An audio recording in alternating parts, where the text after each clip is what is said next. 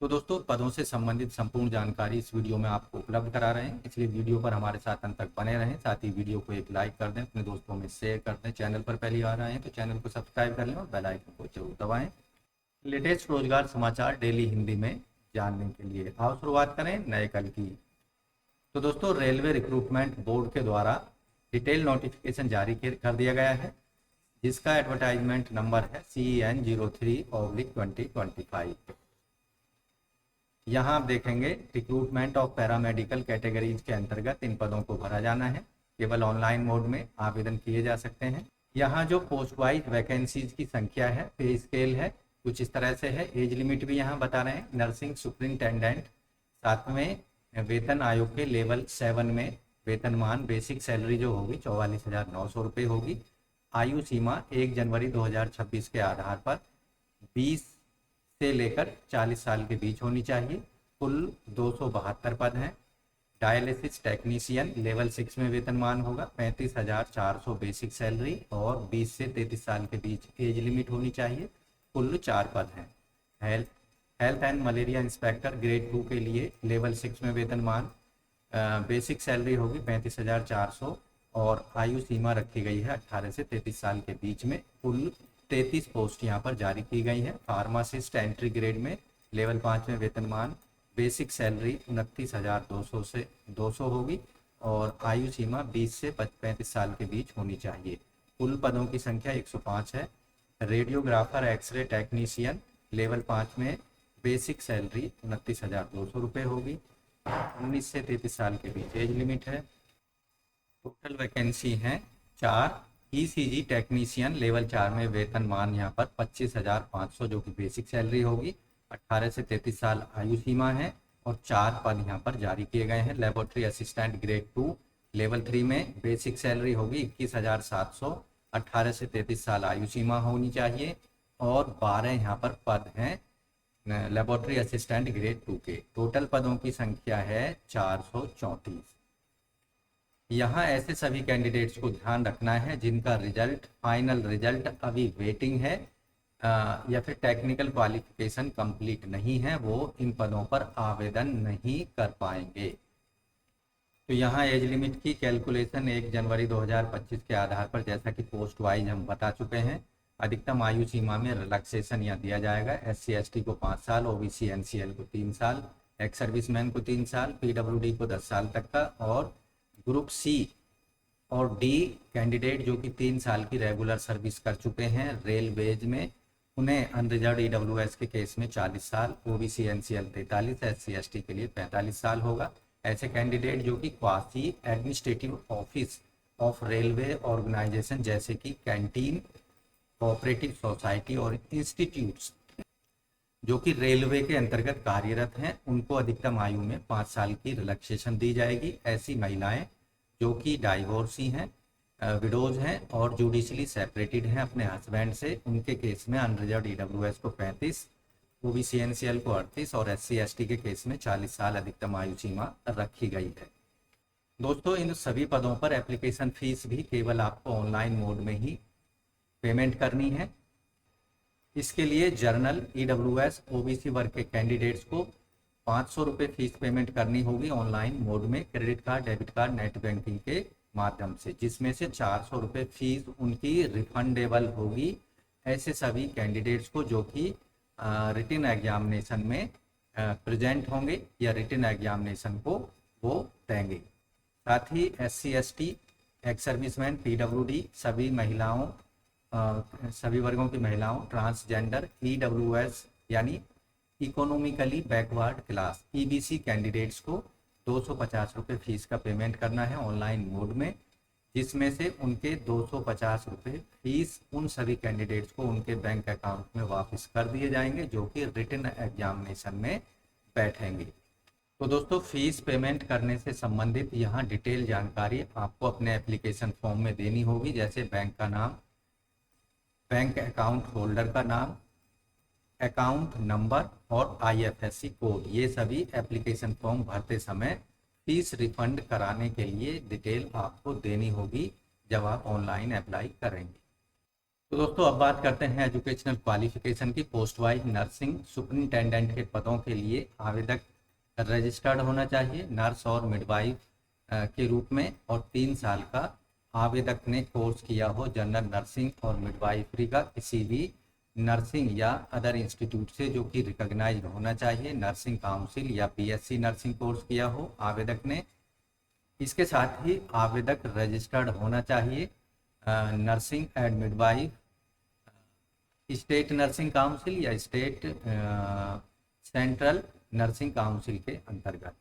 Dialysis technician के लिए आवेदक ने बीएससी की हो और साथ ही डिप्लोमा हीमो डायलिसिस का और या फिर 2 साल का सेटिस्फैक्ट्री इन हाउस ट्रेनिंग या एक्सपीरियंस आवेदक के पास होनी चाहिए हीमोडायलिसिस वर्क की रिप्यूटेड इंस्टीट्यूशन में।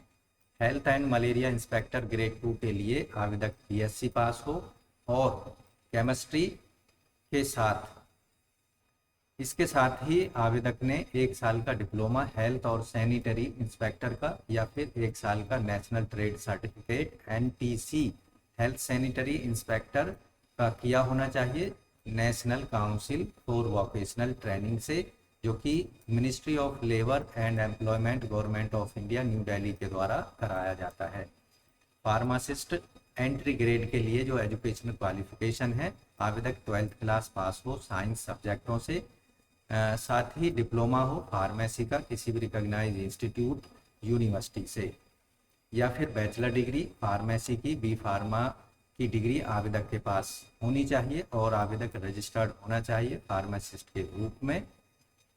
रेडियोग्राफर एक्सरे टेक्नीशियन, इसके लिए आवेदक 12th क्लास पास हो साइंस सब्जेक्ट जिसमें केमिस्ट्री फिजिक्स ली गई हो और डिप्लोमा हो आवेदक के पास radiography X-ray technician radio diagnosis technology का 2 साल की अवधि का, या फिर आवेदक के पास साइंस ग्रेजुएशन की डिग्री होनी चाहिए और संबंधित जो डिप्लोमा है या कोर्सेज है वो भी आवेदक ने किए हो।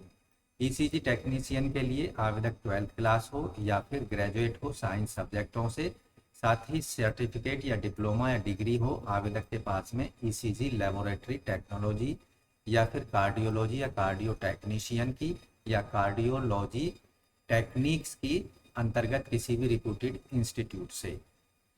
लैब असिस्टेंट ग्रेड 2 के लिए आवेदक 12th क्लास पास हो साइंस सब्जेक्ट जिसमें फिजिक्स केमिस्ट्री सब्जेक्ट रहे हों और बायोलॉजी, साथ ही आवेदक ने diploma medical laboratory technology DMLT या फिर सर्टिफिकेट कोर्स मेडिकल लैब का किया होना चाहिए कम से कम 1 साल की ड्यूरेशन का। इसके साथ ही during the course of candidate should have done the training of full time basis. तो ये तो दोस्तों थी क्वालिफिकेशन पोस्ट वाइज। अगर क्वालिफिकेशन आपकी मैच करती है संबंधित पोस्ट के लिए तो किसी एक पोस्ट के लिए आपको एप्लीकेशन फॉर्म केवल ऑनलाइन मोड में सबमिट करना होगा। एक से ज़्यादा एप्लीकेशन फॉर्म सबमिट आपको नहीं कराने हैं, केवल किसी एक पोस्ट के लिए ही आप अपने एप्लीकेशन फॉर्म को ऑनलाइन मोड में सबमिट करा सकते हैं। तो ऑनलाइन मोड में एप्लीकेशन फॉर्म कैसे सबमिट कराना है, हाउ टू अप्लाई ऑनलाइन, तो इस वीडियो में आगे हम जानेंगे। तो दोस्तों अप्लाई करने के लिए आपको सबसे पहले जाना होगा rrbapply.gov.in पर, जैसा कि पेज अपनी स्क्रीन पर आप देख पा रहे हैं। यहाँ आप देखेंगे अप्लाई का एक लिंक दिया गया है, उस पर आपको क्लिक करना है। यहाँ लॉगिन विद आधार या login with RRB account credential से आप लॉगिन कर सकते हैं, वो सभी कैंडिडेट जिन्होंने पहले से रजिस्ट्रेशन कराया हुआ है। या फिर आपको अगर पहली बार आप अप्लाई करने जा रहे हैं तो डोंट हैव एन अकाउंट के सामने क्रिएट एन अकाउंट पर क्लिक करना है। तो यहाँ आप देखेंगे आपके सामने जो रजिस्ट्रेशन फॉर्म है, अकाउंट क्रिएशन का फॉर्म है, वो आ चुका है। यहाँ आपको सबसे पहले अपना कंट्री ऑफ नेशनलिटी सेलेक्ट कर लेना है, तो यहाँ इंडिया सेलेक्ट कर लेना है। कैंडिडेट का पूरा नाम डाल देना है, 10th क्लास की मार्कशीट के अकॉर्डिंग उसको द्वारा टाइप कर देना है, डेट ऑफ बर्थ डाल देने, उसे द्वारा टाइप कर देना है।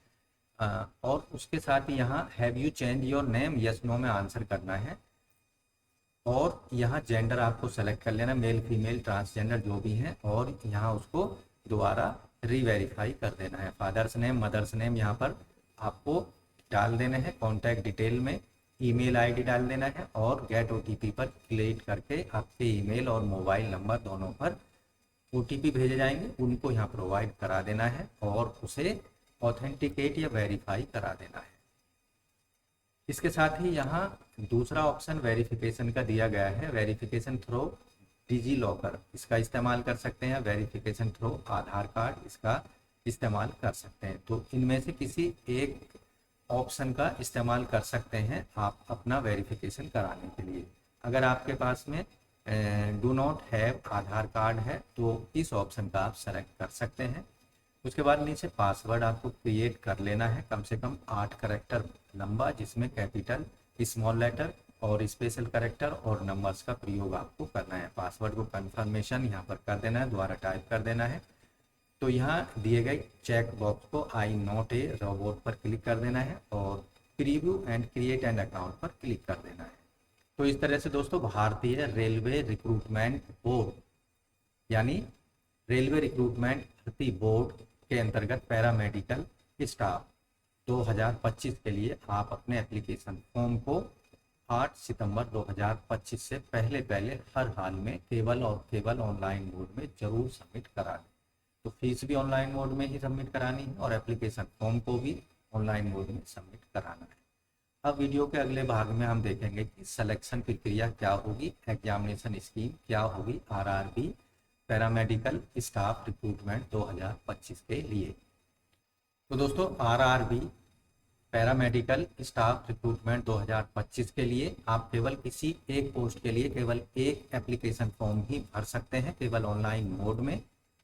यहाँ जो सिलेक्शन प्रक्रिया होगी तो सिंगल स्टेज एग्जाम जो कि ऑनलाइन मोड में कंप्यूटर आधारित होगा। 90 मिनट के समय में 100 प्रश्नों का आपको जवाब देना होगा।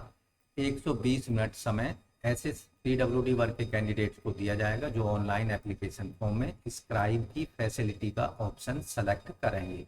तो रिटन एग्जामिनेशन जो होगा इसमें प्रोफेशनल एबिलिटी पर 70 प्रश्न पूछे जाएंगे 70 मार्क्स के, general awareness, general arithmetic, general intelligence और रीजनिंग और जनरल साइंस पर 10-10 प्रश्न पूछे जाएंगे 10-10 मार्क्स के। टोटल प्रश्नों की संख्या 100 होगी और टोटल निर्धारित मार्क्स होंगे 100। हर एक सही उत्तर देने पर 1 मार्क्स आपको प्लस कर दिया जाएगा और हर एक गलत उत्तर देने पर 1/3 यानी 1/3 मार्क्स आपका नेगेटिव मार्किंग के रूप में माइनस कर दिया जाएगा, डिडक्ट कर दिया जाएगा। बड़ी ही सावधानी से अपने जो क्वेश्चंस हैं उनके आंसर देने होंगे जिससे कम से कम नेगेटिव मार्किंग आपको झेलनी पड़े। तो यहाँ कम से कम रिटन एग्जामिनेशन में जो कि कंप्यूटर आधारित होगा अनरिजर्व ईडब्ल्यूएस को 40% मार्क्स लाने होंगे, ओबीसी एससी को 30%, एसटी वर्ग के कैंडिडेट को 25%, जबकि दिव्यांगजनों को 23% यहाँ पर मार्क्स लाने जरूरी होंगे, तभी उनको रिटन एग्जामिनेशन में क्वालिफाई माना जाएगा। ऐसे सभी कैंडिडेट जो रिटन एग्जामिनेशन को क्वालिफाई कर लेंगे उनको डॉक्यूमेंट वेरिफिकेशन के लिए बुलाया जाएगा। हर पोस्ट के अगेंस्ट एक कैंडिडेट को डॉक्यूमेंट वेरिफिकेशन के लिए बुलाया जाएगा। उसके बाद डॉक्यूमेंट वेरिफिकेशन में जो कैंडिडेट सफल होंगे उनका मेडिकल फिटनेस टेस्ट कराया जाएगा। मेडिकल फिटनेस टेस्ट को क्वालिफाई करने वाले कैंडिडेट्स को ज्वाइनिंग से पहले ये मेडिकल फिटनेस टेस्ट कराया जाएगा आरआरबी के द्वारा और फाइनल मेरिट लिस्ट उसके आधार पर कैटेगरी वाइज जारी की जाएगी और पोस्ट वाइज। आपको ध्यान रखना है रेलवे में किसी एक बोर्ड के अंतर्गत आपको अपने एप्लीकेशन फॉर्म सबमिट करने हैं। रेलवे बोर्ड का सिलेक्शन बड़ी ही सावधानी से करना है क्योंकि स्टार्टिंग के 5 से 10 साल तक आपका जो ट्रांसफ़र है वो दूसरे रेलवे बोर्ड में नहीं हो पाएगा। तो दोस्तों इस तरह से आप भारतीय railway recruitment board paramedical staff भर्ती 2025 के लिए अपने एप्लीकेशन फॉर्म को 8 सितंबर 2025 तक ऑनलाइन मोड में सबमिट करा सकते हैं। तो आज की वीडियो में बस इतना ही। वीडियो को एक लाइक कर दें, चैनल पर पहली बार आए हैं तो चैनल को सब्सक्राइब कर लें और बेल आइकन को जरूर दबाएं, जिससे आने वाले लेटेस्ट रोजगार समाचार आपको डेली हिंदी में मिलते रहेंगे।